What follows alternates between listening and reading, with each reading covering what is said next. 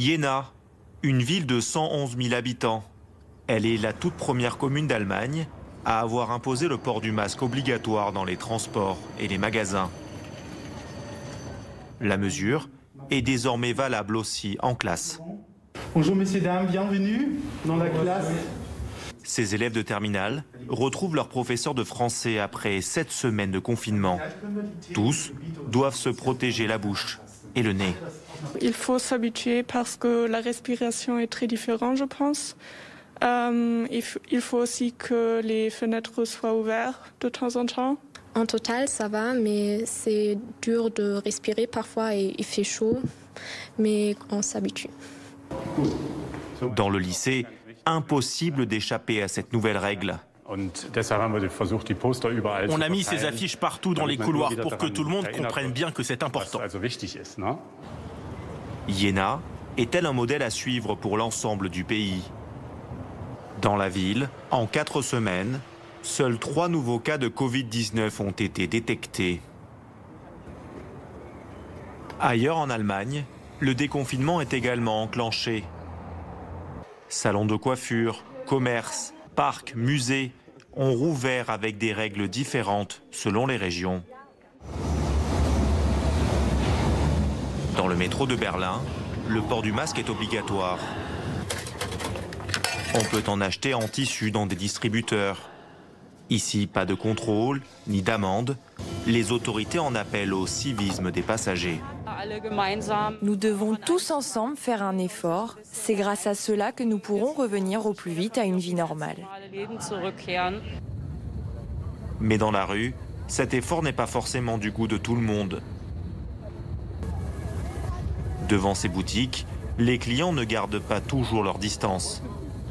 La police doit régulièrement intervenir.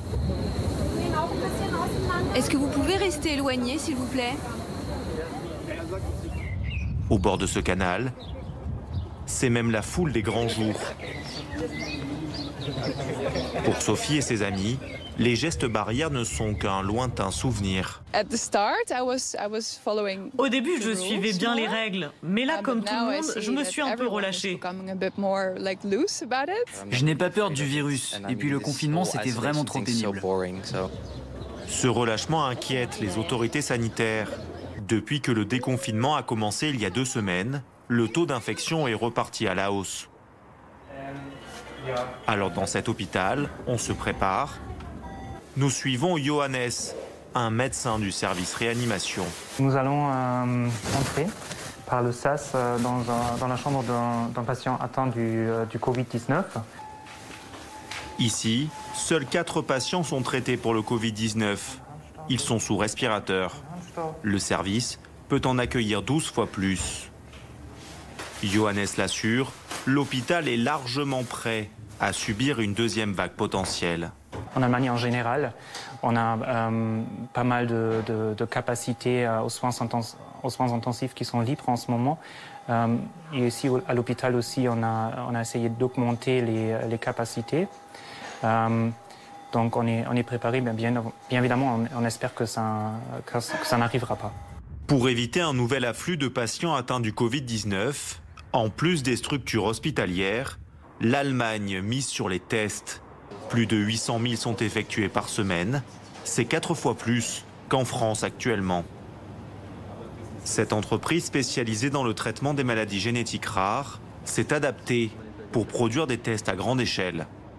En 4-5 heures, on peut faire jusqu'à 300 échantillons à la fois. Donc, c'est rapide, oui. Prix d'un kit de test, 35 €. L'objectif est ambitieux, passer de 25 000 tests produits par semaine à 500 000. Depuis le début, le but est de mettre en place un test qui soit utilisable massivement, que nous puissions faire des dizaines de milliers de tests simultanément pour qu'il n'y ait pas de point de blocage. Histoire d'avoir des chaînes de production dans le pays et de ne pas être dépendant de la Corée ou de la Chine. La société a aussi installé une tente devant son siège où elle propose de tester gratuitement tout le monde, même les personnes qui n'ont pas de symptômes. Bonjour, bienvenue. Florian est l'un des salariés de l'entreprise. Pour son test, il met lui-même l'écouvillon au fond de la gorge. Cela prend à peine quelques secondes. Et tous ses collègues ont l'obligation de faire la même chose.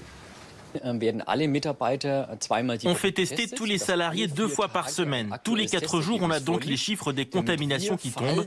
Comme ça, s'il devait y avoir un cas positif, il serait mis directement en quarantaine chez lui. Avec ces mesures, l'Allemagne compte rester l'un des pays européens les moins touchés par le coronavirus. Le pays compte environ 7000 décès dus au Covid-19, près de 4 fois moins que la France.